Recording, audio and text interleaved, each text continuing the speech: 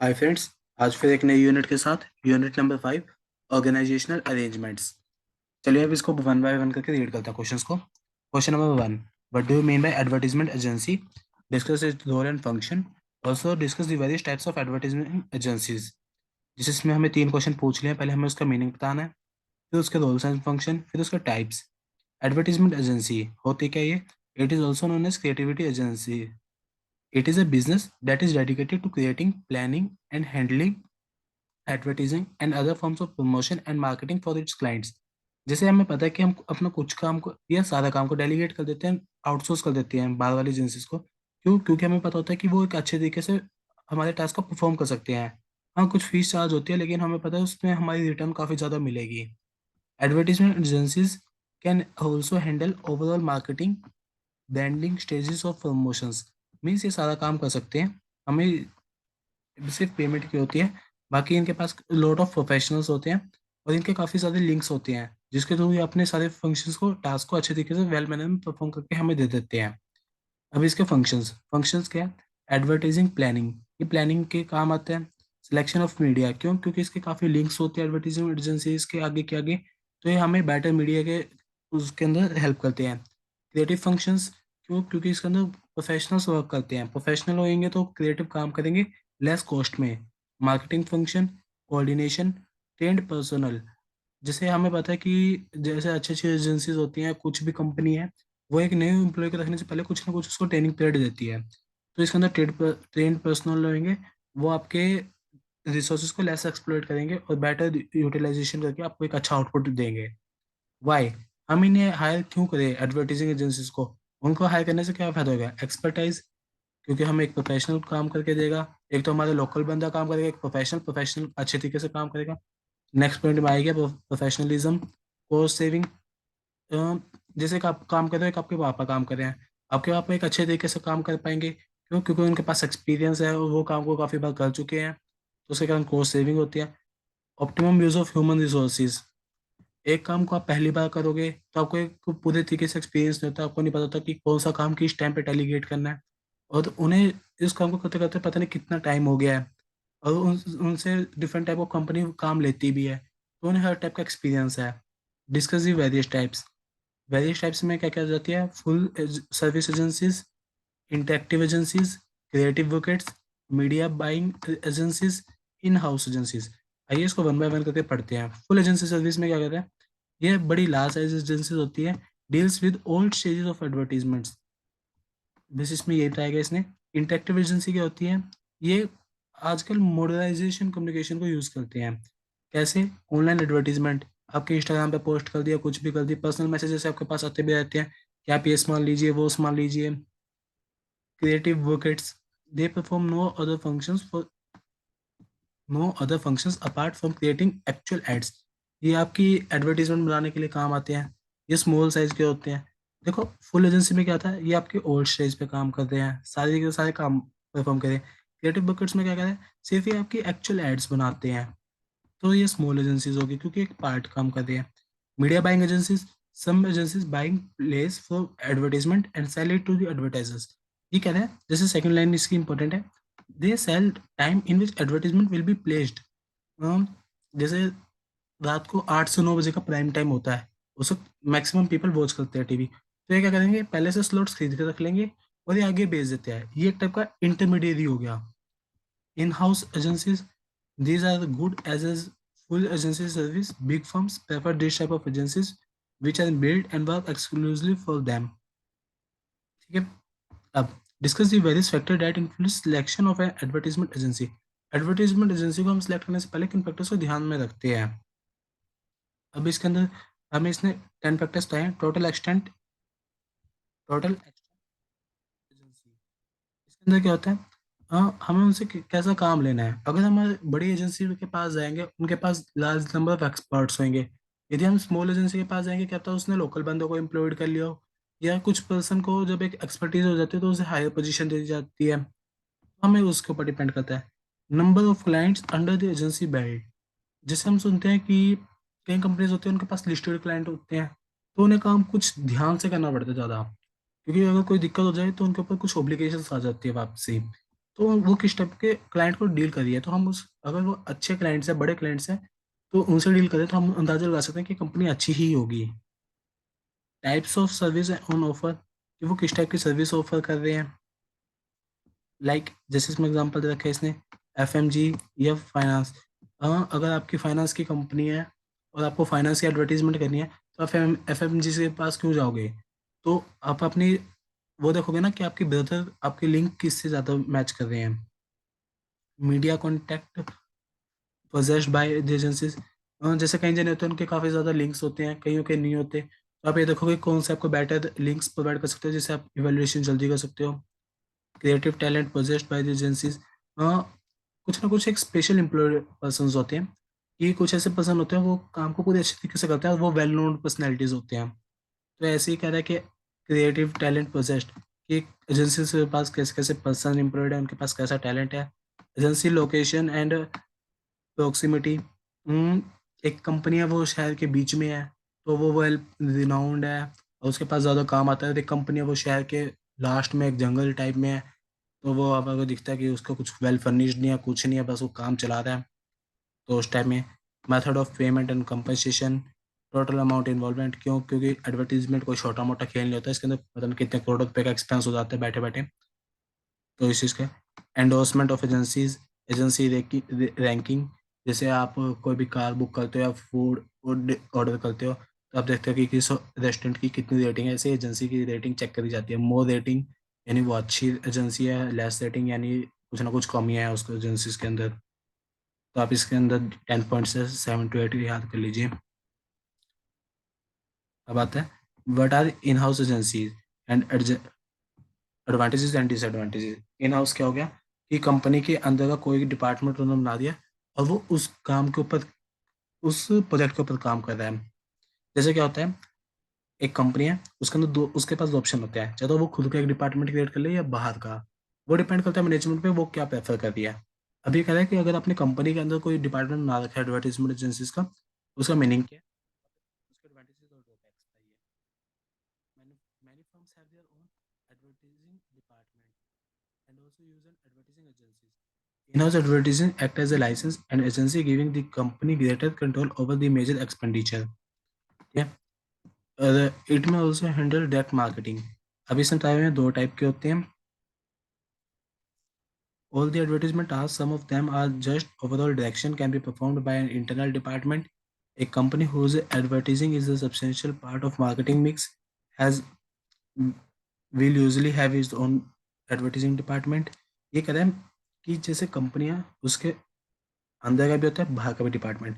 अंदर वाले department in house को कौन एम्प्लॉय करता है, जिसका एक सब्सटेंशियल पार्ट मीन्स एक छोटा सा पार्ट है, मतलब ना बराबर कॉस्ट इंकर्ड हो रही है, तो वो if a company with an internal department has adopted the marketing concept, the advertisement department head will report to the organisation top executive. However, late every large firm has adopted depending on advertisement agencies. अभी कह रहे हैं कि जैसे large company है जिनका major expenditure advertising है, तो वो एडवर्टाइजिंग एजेंसीज को हायर करती है, क्योंकि उन्हें भरोसा नहीं होता कि हम कैपेबल हो पाएंगे या नहीं हो पाएंगे, तो वो कुछ ना कुछ पे करके सर्विसेज लेने पे बिलीव करते हैं। Sir, state the certain disadvantage of hiring advertising agencies. ये कह रहा है हम बार बार एजेंसीज को हायर कर रहे हैं, लेकिन उसकी देखो आपको पता है कि हर एक कॉइन के दो एस्पेक्ट्स होते हैं। तो ऐसे कि आपने बार बार एजेंसीज को ला रहे हो, आप उसके एडवांटेजेस को ले रहे हो, लेकिन डिसएडवांटेजेस भी तो होंगी, तो अब वो बताइए। इसमें इन्होंने चाहता है non reliability, difficulty on cancellation of contract, costly confidentiality issues. Non reliability, the client is, कई बार ये नहीं होता है कि जैसे आपका कॉन्टैक्ट हो गया, एंड टाइम पे किसी ने आपसे दुश्मनी लेने के लिए स्क्रिप्ट चेंज कर दी, तो वो नेगेटिव इमेज और आपकी डिस्ट्रॉय ना कर दें। Difficulty on cancellation of contact, क्योंकि आपको पता है कि बहुत ज़्यादा बड़े बड़े इनके कॉन्टैक्ट्स होते हैं, तो इनको कैंसिल करने के लिए लार्ज नंबर ऑफ, मतलब आप लोएस लगा लो या कुछ लगा लो, उनकी एक हैवी कॉस्ट इंकर्ड होती है। तो कई बार कॉस्ट ही एक्सीड कर जाती है कॉन्टैक्ट से ज़्यादा। कॉस्टली, हमें पता ही है अगर हमारा इन हाउस डिपार्टमेंट है, तो हम लोकल पर्सन को एम्प्लॉय करेंगे, उनको ही अगर कई सालों के बाद एक्सपीरियंस हो जाता है तो उन्हें ही प्रमोट करते रहते हैं, तो वो कुछ हमें रीजनेबल पड़ जाएगा, बाद वाला हमेशा हमें एक्सपेंसिव ही मिलता है हमें मोस्टली। कॉन्फिडेंसली इश्यूज कि आपने एडवर्टीजमेंट एजेंसी है, जैसे आपका कोई प्रोडक्ट बना दिया, अब वो लॉन्च करने के टाइम आप एडवर्टीजमेंट कर रहे हो, क्या था साइड वाले कॉम्पिटिटर ने पैसे दे के आपके प्रोडक्ट की सारी इंफॉर्मेशन ले ली हो, तो कॉन्फिडेंसली इशू अराइज हो जाता है। State the importance of evaluating the performance of advertisement agencies. अभी कहता है कि आपने एडवर्टीजमेंट एजेंसीज को काम दे दिया है, तो आप उसको इवेल्युएट करोगे, लेकिन उसको इवेल्युएट करना क्यों जरूरी है, इंपॉर्टेंस, उसकी इंपॉर्टेंस क्या है। अभी कहते हैं इवेल्युएशन ऑफ परफॉर्मेंस है वो इंटीग्रल पार्ट बन जाता है किसी भी सिस्टम का। अगर आप कोई भी काम करते हैं तो आपको उसको इवेल्युएट करना चाहिए। अगर आप पढ़ रहे हो दिन में 24 घंटे में से 10 घंटे, तो इवेल्युएट करो कि मैं 10 में से भी कितना पढ़ा हूँ। अभी कहते हैं क्यों, क्योंकि इसके अंदर हाई कॉस्ट होती है और ये क्रूशियल इम्पैक्ट डालता है। कहता है आपके एडवर्टीजमेंट में 1 महीना लग गया और सही से आपका आउटपुट नहीं आया, तो वो आपका 1 महीना भी खराब हुआ, पैसे भी खराब हुए, आपके सारे रिसोर्सेज भी खराब हुए और आपने वेट भी किया। तो इन सब चीज़ों में evaluation system can be depend adopted formal and informal. अभी कहते हैं इवैल्यूएशन हम फॉर्मल क्या होता है, जैसे आपने मेल टू मेल बात कर ली किसी से, ये एक फॉर्मलाइज्ड वे होता है चैनल। इनफॉर्मल क्या होता है, अब मैनेजर है, मैनेजर आपकी कैंटीन में चला गया, आपकी कंपनी की कैंटीन में, और आपके मैनेजर बैठ के चाय पी रहा है, साइड में 2 जने बैठ के बात कर रहे हैं, तो मैनेजर ने उनसे फ्रेंडली वे में पता करने की कोशिश की कि कमियां कहाँ आ रही है, तो वो इनफॉर्मल हो जाता है, एक दोस्ती यारी कर ली और कर ली। अभी आगे बता दें कि हम इनफॉर्मल को कहाँ यूज़ करते हैं और इनफॉर्मल को कहाँ यूज़ कर सकते हैं। पहले कह रहे हैं जज many company use informal basis. क्यों, devolution of informal where client as well as agency are smaller form, कि जहाँ पे पता लगाना कोई मुश्किल बात नहीं है, आराम से दोस्त बन सकते हैं, एक छोटा सा इन्वायरमेंट है। Where number of clients are less, ad budget is low, advertisement does not play a critical role, कि मतलब ज़्यादा एक्सपेंडिचर नहीं, एक नॉर्मल सा एक्सपेंडिचर आपने इंकर किया हुआ है। अगर वैसे ही अगर आपको फॉर्मल लिखना पड़ जाए, जैसे अपने इसमें क्या पड़ता है, एडवर्टीजमेंट बजट लो है, इसमें हाई हो जाएगा, इसमें एडवर्टीजमेंट कोई क्रिटिकल रोल प्ले नहीं कर रहा था, इसमें प्ले करेगा। The way of evaluating the agencies. अब एक इवेल्युएशन करने के क्या क्या तरीके हैं, 2 टाइप के हैं, क्वालिटेटिव क्वांटिटेटिव। क्वालिटेटिव आपको पता चलता है एक क्वालिटेटिव एक्सपेक्ट है, यानी रैंकिंग होगी या कुछ भी हो गया। एफिशिएंसी एंड इफेक्टिवनेस कह रहा है, जैसे ये एफिशिएंसी का मतलब होता है उसने काम अच्छे तरीके से किया नहीं किया, इफेक्टिवनेस उसने टाइम पे किया ना किया।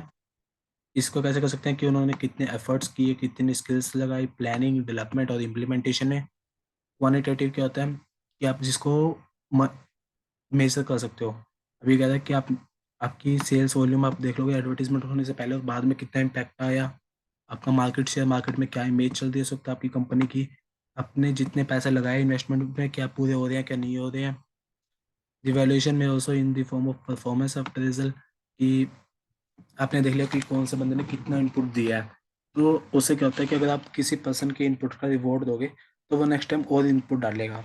Many big companies conduct performance evaluation on of their ad agency on annual basis.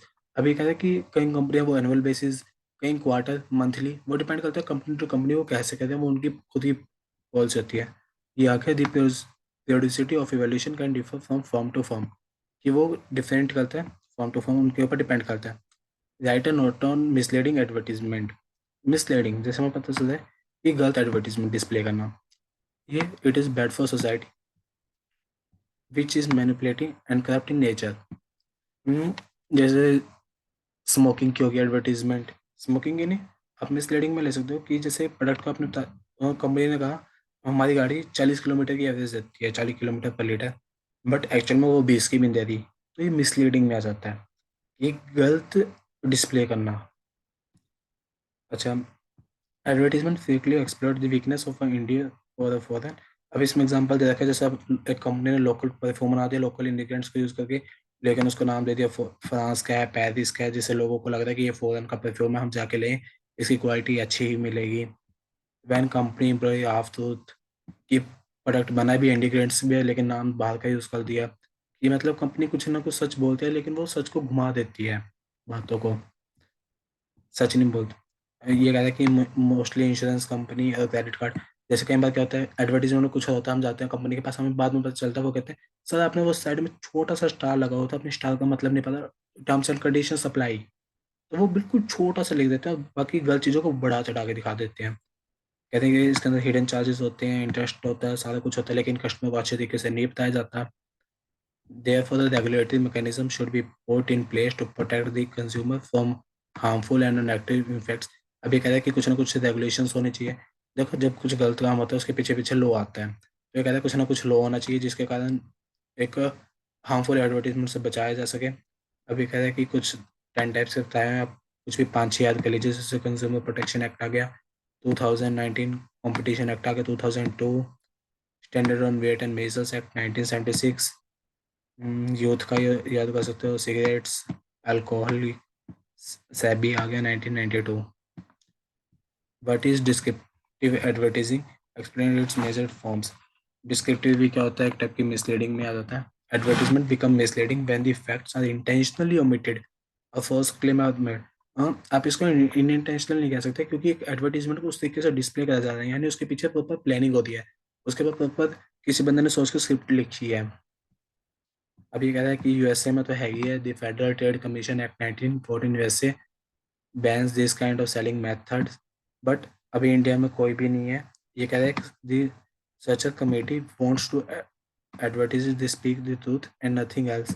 एक कमेटी है सच कमेटी, ये कह रही है कि आप सच ही बोले और कुछ ना करें। ठीक है। वैरियस फॉर्म्स ऑफ डिस्क्रिप्टिव एडवर्टाइजिंग, यहाँ पे फॉर्म्स बताई गई हैं, 5 है। पहली है बैड एज स्विच, फिर है फेक टेस्टिमोनियल्स, फिर है फेक प्रॉमिस एंड वेग और इनकम्प्लीट डिस्क्रिप्शंस, फिर है D unsubstantial claims, E distorted photographs and ad copy, F small print qualification of advertisements. फिर सबसे पहले बैड एंड स्विच, ये कह रहे हैं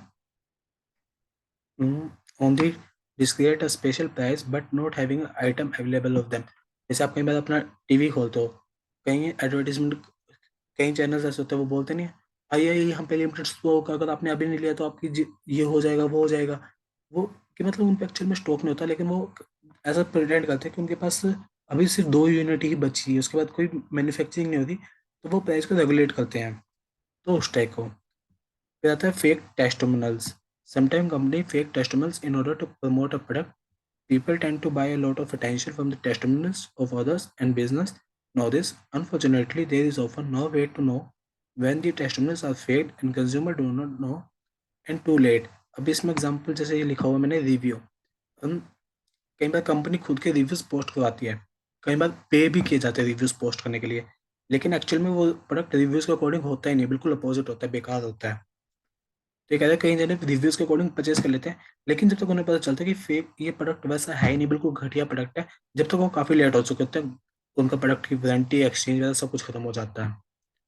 फेक प्रॉमिस एंड वेक और इनकम्प्लीट डिस्क्रिप्शन, ये तो हमें पता ही है, जैसे इलेक्शंस आते हैं, पॉलिटिकल पार्टी फेक प्रॉमिस कर देती है, ऐसे ये एक फेक प्रॉमिस किया जाता है, लेकिन हमें पता होता है कि हमें वो प्रॉमिस पूरा करना ही नहीं, उस चीज़ के ऊपर है। अब स्टैंडर्ड क्लेम्स क्या है, अब ये कह रहे हैं कि कंपनी ने हवा में बातें कर दी, जिसके ऊपर कोई भी प्रूफ नहीं है, लीगल प्रूफ कि वो प्रूफ कर पाए कि ये बात सही है। तो उस चीज़ को distorted photographs and red copy की गलत फोटोग्राफ्स को यूज़ कर लिया। Small print qualification of advertisement, seller tend to show lucrative offers to their customer along with some qualifications in very small print। वही छोटी छोटी मतलब एडवर्टीजमेंट में दिखा रहे कुछ है, लेकिन साइड में एक डॉट लगा के टर्म्स एंड कंडीशंस लिख दी, जो कस्टमर को दिखना बहुत मुश्किल है, बिल्कुल ध्यान से देखनी पड़ती है। और टर्म्स एंड कंडीशन पढ़ने जाओगे तो इतना एक लंबा पेज दे देंगे जिसको पर्सन पढ़ के। ठीक है। फिर इसके बाद ये कर लेते हैं, explain the legal provision for advertising in India. ये मैंने एट्थ स्किप करा, आप चाहे एड कर सकते हो, लेकिन मेरे पास सच्ची कोई इंपॉर्टेंट नहीं लगता। Write a brief note in various types in which regulation and controls can be exercised. The techniques of advertisement and sale promotion is offer to be deceive customer.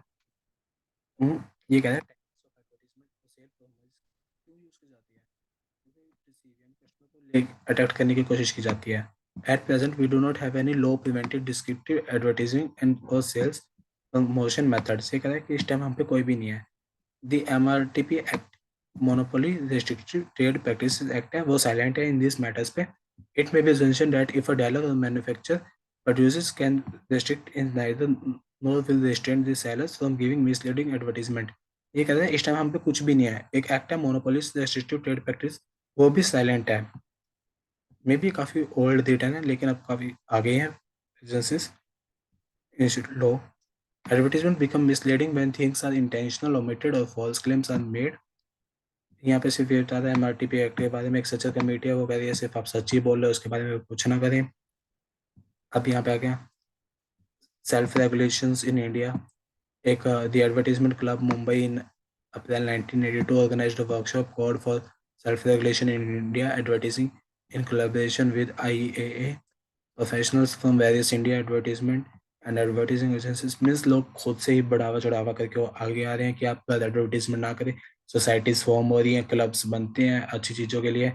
जैसे कोई भी सोसाइटी में हाँ गलत काम होता है तो कोई ना कोई ऑर्गेनाइजेशन आगे आ जाती है जो उसको रोकती है, उसके खिलाफ आवाज़ उठाती है। ऐसे ही कह रहे हैं सेल्फ रेगुलेशंस। एक मुंबई की थी, उन्होंने इंटरनेशनल के साथ the deliberation of workshop resulted in setting up a committee on a self regulation code in India. Means एक ऑर्गेनाइजेशन है, उन्होंने आवाज़ उठाई तो उन्होंने कुछ कोड्स को सेट किया और वो इम्प्लीमेंट हो जाते हैं। ये हिस्ट्री का क्वेश्चन आ गया। इसके बाद एक मेन क्वेश्चन आता है discuss the critical issues and challenges in advertisement agencies. अभी कहता है कि एडवर्टीजिंग एजेंसीज के क्या इशू चैलेंजेस है। Right note on issue in Indian advertisement agencies. इसमें आते हैं, इन्होंने 8 टाइप के बताए हैं। Staff turnover. स्टाफ टर्नओवर में ये कह रहा है कि 3 में से एक एम्प्लॉय छोड़ के चला जाता है। ये था पहले तो ये कह रहा है कि रिसेंट रिसेशन। रिसेशन में क्या होता है, मंदी आ जाता है कि कंपनी का सेलिंग नहीं होती, कंपनी के पास क्लाइंट्स नहीं आ रहे, तो कंपनी के पास लेस फंड्स है। तो ये क्या करते हैं, रिव्यू बेसिस पे जो कस्टमर लेस परफॉर्मेंस है उनको सबसे पहले निकाल देती है, तो लेड ऑफ एम्प्लॉयज कर देते हैं, जिसके कारण काफ़ी फ्रिक्वेंट टर्नओवर होता है। दी these changes result in high turnover at many firms, जिसके कारण इन्हें काफ़ी दिक्कत आती है क्योंकि एक एम्प्लॉय को हायर करने के लिए बहुत ज़्यादा कॉस्ट लगती है। अब फिर रिसेशन में इनके पास पैसा नहीं है तो इन्हें ले ऑफ करने के अलावा कोई ऑप्शन बचता नहीं है। Role of printing in an advertising. ये कहता है कि इंटरनेट और ऑनलाइन एडवर्टीजमेंट आगे लोग कई बार फ्री में भी करने लग गए, इसके कारण इन्हें काफ़ी प्रॉब्लम फेस करनी पड़ रही है। Evaluating the effectiveness of content and brand marketing. अब इसमें ये कहता है content and brand marketing have become a leading advertisement strategy in the recent past, but one of the issue in evaluating the effectiveness.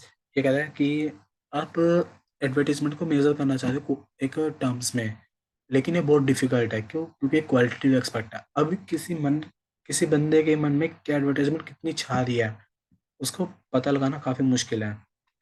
लेकिन ये कह रहे हैं कि क्लाइंट उसको रिटर्न ऑफ इन्वेस्टमेंट के तौर पे मेजर करना चाहता है कि मेरे को ताबे तू 10% इंक्रीज होता है 15%, जो कि काफ़ी मुश्किल है। Evaluating using social media to sell services.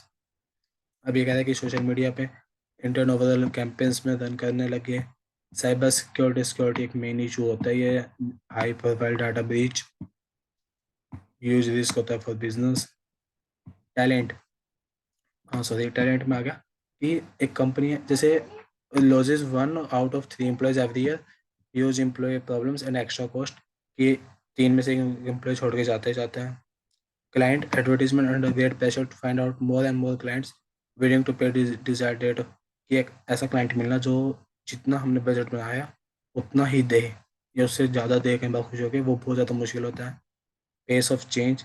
The changing opening in the field of technology, advertisement, marketing is so fast. It is difficult for the pace such changes. Means ये कह रहा है कि टेक्नोलॉजी इतनी फास्ट चेंज हो रही है जिसके कारण उन्हें काफ़ी प्रॉब्लम्स फेस हो रही है। अब इनमें से कोई भी 8 में से 6 कर लीजिए। स्टाफ टर्नओवर, उन्हें पड़ा रिसेशन आ रहा है तो रिसेशन में उन्हें ले ऑफ करना पड़ता है। Role of print and advertising, online के कारण बहुत दिक्कत आ रही है। इवेल्युएटिंग द इफेक्टिवनेस, वो क्लाइंट हमारा ROI मेजर करना चाहता है लेकिन जो बहुत डिफिकल्ट है। effectively using social media to sell service, cybersecurity, talent, client, pace of change. Thank you.